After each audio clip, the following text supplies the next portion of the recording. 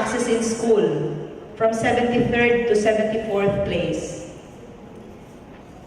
And the utility patents granted million population from 68 to 84. What are the constraints for competitive industry? Ito po. Mismatch of jobs and skills, lack of training and technology, lack of integrated approach to human resource policies, poor health and working condition, and the damaged value systems. What has been done so far? Well, we have adopted a multi-sectoral approach to improve English, science, and math proficiencies. We have worked closely with DepEd, Philippine Business and Education, and other public and private sector stakeholders on enhancing basic education track from the current 10 years to 11 years. Interfaced with the public, CHED, DOLE, TESDA, and private agencies to address mismatch in skills and labor market demands. We continually address the needs for curriculum development, OJT training, and placement for emerging fields of cyber services, semiconductors, electronics, medical tourism, and HRM. We also pursued various OJT or dual tech projects, certified achievements of good governance, target in 11 priority professions governed by PRC, like accountancy, nursing, professional teachers, and medicine. So moving forward, we are going to look into the following. First, you have to continue consultation and dialogue between the public and the private sectors to promote the teaching profession as a career of choice for our young people. And also to explore options to increase recruitments of more teachers trained in English, science, and math, and to revisit the existing qualification required of the applicants. Identify the required support from the private sectors to enhance basic education track, adding an extra in basic education of a total of 11 years. And pursue efforts in marketing skills with labor market needs, with the on-the-job training or dual tech approach through DOLE and TESDA and in coordination with CHED, and concerned private sector and industry association. So that will be the end of my slide, and I think we have to act and work together. Next year, I will sit as the incoming or the founding president of the Employers Confederation of the Philippines for Naga and Camarines Sur, and hopefully for Bicol kasi wala pa pong elected sa iba. But I think we have to work really faster. Kasi po, pag naghina-hina tayo, nagtatrabaho yung ibang bansa. And we cannot do this alone. Yung tama yung sinasabi natin that we have to consult with one another. We have to create survey. Like for example, you ask the industries, what are the jobs that are available? Then probably all those employers can all be, the people from the academe or the SUCs can offer these courses for them. Para po, after that, after finishing tech-voc or degree, may trabaho kaagad sila.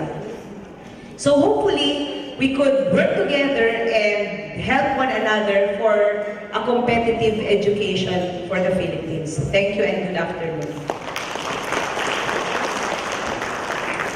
Of producing quality products and services.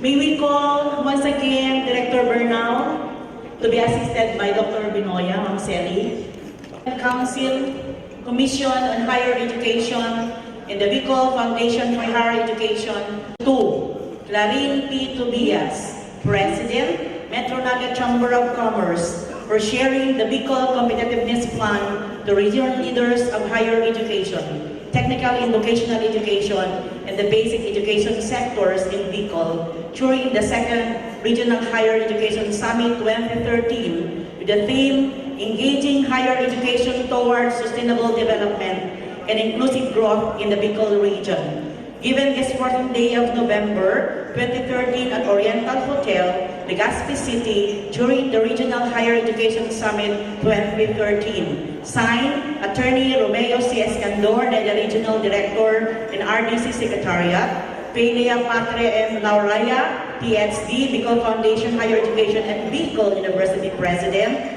and Dr. Freddie T. Bernal, CHED Region 5 Director.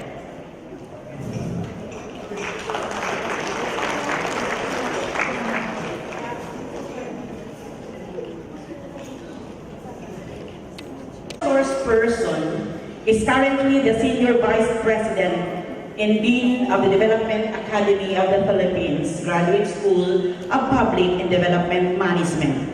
She was a Hunt Fund Fellow for Women in Security at the John F. Kennedy School of Government, Howard University. She received her PhD at the National San Yat-sen University, preceded by her master's degree from the National Defense College of the Philippines and the University of San Carlos, Cebu City. She served as the chairperson of the Management Committee of the Executive Development Program for State Universities and Colleges, which is a major component of the Philippine Higher Education Reform Agenda, and the Center-Based Program of the Aquino Administration. She is an expert in developing committed, competent, responsive public development manager, a leader who can solve diverse development scenario of creative ways of managing change and reforming institutions. Ladies and gentlemen, I'm referring to Dr. Gloria G. Mercado.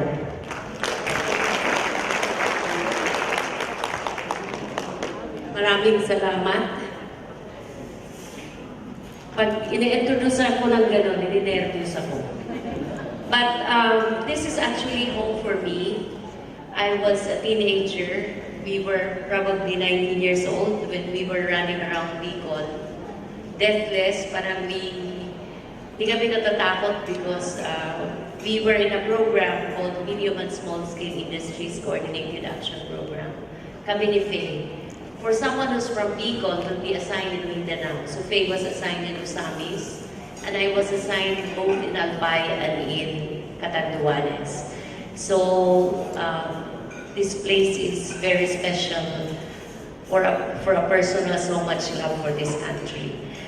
So good afternoon na pala, and my job this afternoon is to share to you the initiatives that the Development Academy of the Philippines has been doing insofar as higher education reform is concerned.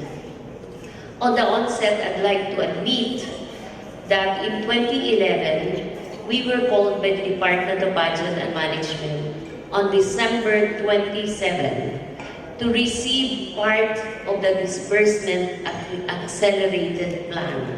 So the money that DAP has been managing was actually a DAP fund.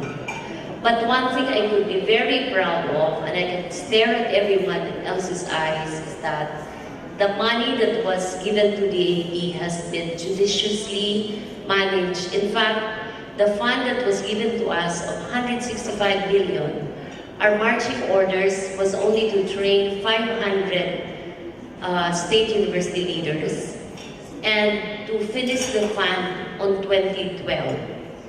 And we're supposed to receive, because this program is until 2016, so we were supposed to receive a fresh fund every year of 100 million.